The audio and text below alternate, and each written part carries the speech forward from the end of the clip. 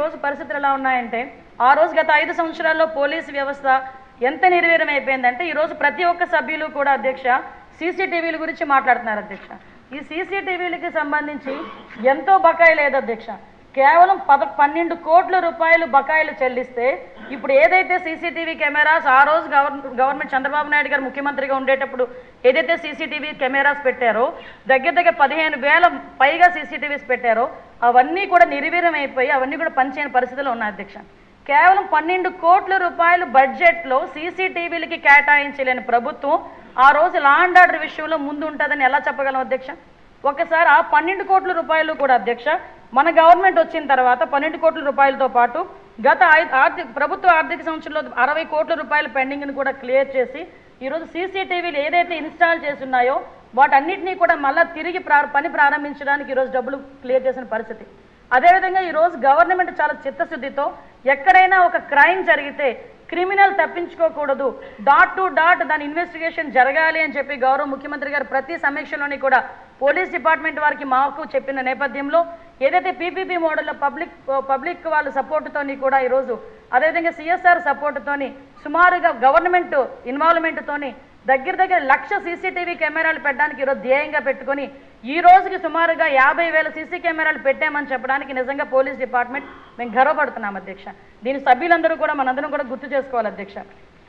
ముఖ్యంగా అధ్యక్ష ఏ డిపార్ట్మెంట్లో ముఖ్యంగా హోమ్ డిపార్ట్మెంట్ ఏ డిపార్ట్మెంట్కి మనం ఎంత కేటాయించినా అన్ని డిపార్ట్మెంట్స్తోనూ అనుసంధానమైంది పోలీస్ డిపార్ట్మెంట్ అధ్యక్ష. అటువంటి పోలీస్ డిపార్ట్మెంట్ని స్ట్రెంథెన్ చేసుకోవాలి. పోలీస్ డిపార్ట్మెంట్ వాళ్ళకి తగ్గిన టెక్నికల్గా సంబంధించిన టూల్స్ అందించాలి, వాళ్ళకి టెక్నాలజీ ప్రకారంగా వాళ్ళకి అన్ని సౌకర్యాలు కల్పించాలని మినిమం కామన్ సెన్స్ లేకుండా గత ప్రభుత్వం కేవలం పోలీసులను వాళ్ళకి కాపలా కాయడానికి మాత్రమే ఉపయోగించుకున్న పరిస్థితుల నుంచి ఈరోజు ఎంఓపీఎఫ్ దగ్గర అధ్యక్ష పోలీస్ బలగాల ఆధునీకరణ పథకం ఉంది అధ్యక్ష. 2021 నుంచి కూడా అధ్యక్ష విడుదల చేయలేదు అధ్యక్ష. కనీసం ₹1 విడుదల చేయలేదు అధ్యక్ష. పోలీసులు ఏ రకంగా చేస్తారు అధ్యక్ష? ఇన్వెస్టిగేషన్ ఎలా జరుగుతుంది అధ్యక్ష?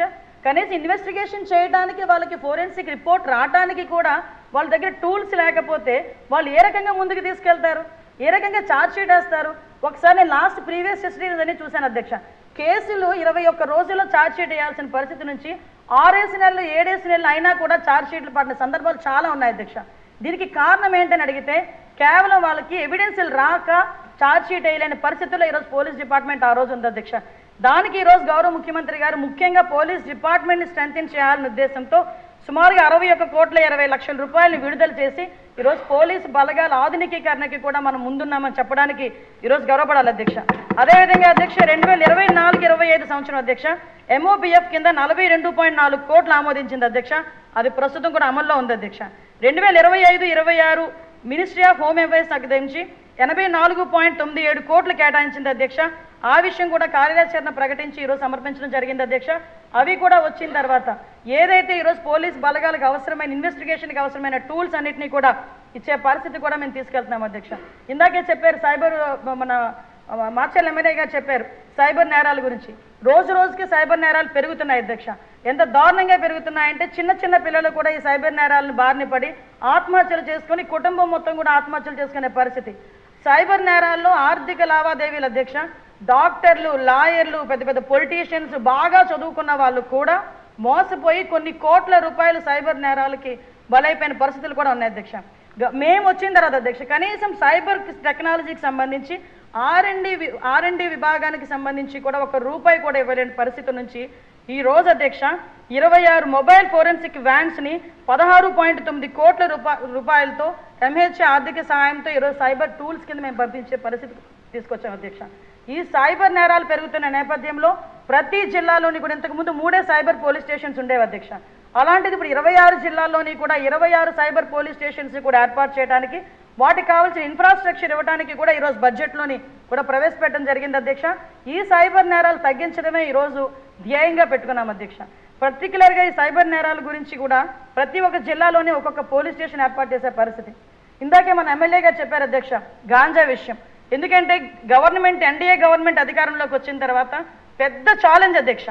ఎందుకంటే ఎటు చూసినా గాంజా, ఎటు చూసినా డ్రగ్స్.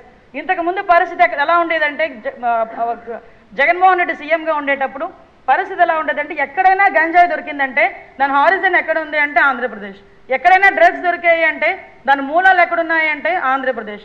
ఆఖరికి ఇందాక మన పెద్దలు చెప్పినట్లు అన్నపూర్ణ ఆంధ్రప్రదేశ్ కాకుండా గంజాయి ఆంధ్రప్రదేశ్గా మారిపోయిందని మేము ఆ రోజు మాట్లాడితే మా మీద కేసులు పెట్టిన సందర్భం అధ్యక్ష. మేము బయటకు వచ్చి చూస్తే అధ్యక్ష కొన్ని కేజీలు డ్రగ్స్, అదేవిధంగా గాంజా విపరీతంగా రవాణా జరగడం, విపరీతంగా కల్టివేషన్ జరగడం చేసిన దగ్గర నుంచి ఫస్ట్ ఆఫ్ ఆల్ గౌరవ ముఖ్యమంత్రి చంద్రబాబు నాయుడు గారు అదేవిధంగా లోకేష్ బాబు గారిని కూడా ఈ విషయంలో నేను కంపల్సరీగా అప్రిషియేట్ చేయాలి, థ్యాంక్స్ కూడా చెప్పాలి అధ్యక్ష. ఎందుకంటే ఆయన పాదయాత్రలోని ఒక అమ్మాయి గాంజా బారిన పడి ఆ కుటుంబం ఎంత వేదన పడిందో ఆ రోజే నిర్ణయం తీసుకొని నేను హోమ్ మినిస్టర్గా ప్రమాణ స్వీకారం చేసిన తర్వాత ఒక మెసేజ్ పెట్టారు అధ్యక్ష. అమ్మ మనం ఇమ్మీడియట్గా మనం చేయాల్సిన పని గాంజాని అరికట్టడం అని. ఆ రోజు మొదలైంది అధ్యక్ష ఈ గాంజా మీద యుద్ధం అన్నది. ఆ గాంజా మీద యుద్ధం అన్నది ఈ రోజు కార్యరూపం దాల్చి సుమారుగా 61 కోట్ల రూపాయలు దానికి ఈగలకి కేటాయించి ఒక సెపరేట్ వింగ్ని ఏర్పాటు చేసుకుని ఈరోజు గాంజా కల్టివేషన్ చాలా మట్టుకు ఆంధ్రప్రదేశ్లో తగ్గించామని చెప్పడానికి నిజంగా మేము గర్వపడుతున్నాం అధ్యక్ష. ఈరోజు ఎక్కడైనా నేను ఇక్కడ సభ మధ్యలో చెప్తున్నాను అధ్యక్ష, చాలా మంది అనొచ్చు మరి ఇంతకు ముందు బయట నుంచి వస్తుంది కదా గాంజా రవాణా అవుతుంది కదా మరి అది ఎక్కడి నుంచి వస్తుందని. నా దగ్గర రికార్డ్స్ ఉన్నాయి. అంటే ఒక రాష్ట్రం గురించి ఎలిగేట్ చేసేటప్పుడు మేము కొన్ని సిస్టమ్స్ పాటించాలి కాబట్టి కొన్ని సందర్భాల్లో మాట్లాడలేకపోతున్నాం అధ్యక్ష. కానీ రికార్డ్స్ పరంగా చూసుకుంటే అధ్యక్ష ఇప్పుడు వరకు గాంజా రవాణా ఏదైతే జరిగిందో ఆ రవాణా అన్నది మ్యాక్సిమం ఒరిస్సా నుంచి మనకి ఇక్కడికి వచ్చిందే తప్పించి మన రాష్ట్రంలో ఉండి గాంజా అక్కడి నుంచి మన బయటకు వచ్చిన పరిస్థితి అయితే ఇప్పటి వరకు కనిపించలేదు అధ్యక్ష. ముఖ్యంగా గాంజాను అరికట్టడంలో అధ్యక్ష ఏదైనా విజనరీ నాయకుడు చంద్రబాబు నాయుడు గారు అన్న విషయాన్ని సార్థకత చేసిన పరిస్థితి అధ్యక్ష. డ్రోన్ కల్చర్ని బయటకు తీసుకురావడం అధ్యక్ష. బుడమేరు లాంటి వరదల సహాయంలో డ్రోన్స్ని తీసుకొచ్చి ఆహారాన్ని పంపిణీ చేయొచ్చు అని ఏ నాయకుడికి కూడా తట్టు ఉండదు అధ్యక్ష. పోనీ ఆ రోజు డ్రోన్స్ని ఉపయోగించి మనం ఆహార పొట్లాల పంపిణీ దగ్గర నుంచి ప్రజల సంక్షేమం గురించి మనం ఉపయోగిస్తే అదే డ్రోన్స్ని ఉపయోగించి నేరాలను ఎందుకు అరికట్టలేము, ఎందుకు గాంజాయిని అరికట్టలేము అని చెప్పి డిపార్ట్మెంట్ వాళ్ళకి కూర్చొని ఆయన పెద్ద పోలీస్ ఆఫీసర్లా ఈరోజు అందరికీ కూడా సూచనలు ఇచ్చి ఈ రకంగా వెళ్ళండి అని డాట్ టు డాట్ కనెక్ట్ చేసి ఇచ్చిన పరిస్థితి అధ్యక్ష. ఈ రోజు ఆ రిజల్ట్ మేము చూస్తున్నాం అధ్యక్ష. ఎక్కడైనా గాంజా సాగు ఉన్నది అనుకుంటే అక్కడికి డ్రోన్స్ ద్వారా పంపిస్తే డ్రోన్ వస్తే వెనకాతలి పోలీసు వస్తారని భయపడి వాళ్ళు సాగు చేసుకున్న వాళ్ళే ఆ గంజాయిని వాళ్ళే ధ్వంసం చేసుకునే పరిస్థితులు ఈరోజు క్రియేట్ చేశారంటే అది ఈరోజు ఆధునికీకరణ ఉపయోగించుకొని టెక్నాలజీ ఉపయోగించుకొని గాంజాని అరికట్టడంలో ఉండే పరిస్థితి అధ్యక్ష. ఈరోజు గాంజా మనకి ఏదైనా గాంజా ఉపయోగించిన గాంజా సరఫరా చేసిన ఈరోజు పీడీ యాక్ట్ పెట్టాలని లాస్ట్ అసెంబ్లీలో తీర్మానం పెట్టుకొని గాంజా ఎవరైతే తీసుకుంటున్నారో ఎవరైతే రవాణా చేస్తున్నారో ఎవరైతే పండిస్తున్నారో వాళ్ళందరి మీద కూడా పీడీ యాక్ట్ పెట్టడానికి కూడా ఈరోజు మనం సిద్ధపడి ఈరోజు అది కూడా సెంట్రల్ గవర్నమెంట్కి పంపించుకునే పరిస్థితి ఉంది అధ్యక్ష. అంటే గాంజా విషయంలో ఎవరిని కూడా టాలరేట్ చేయము.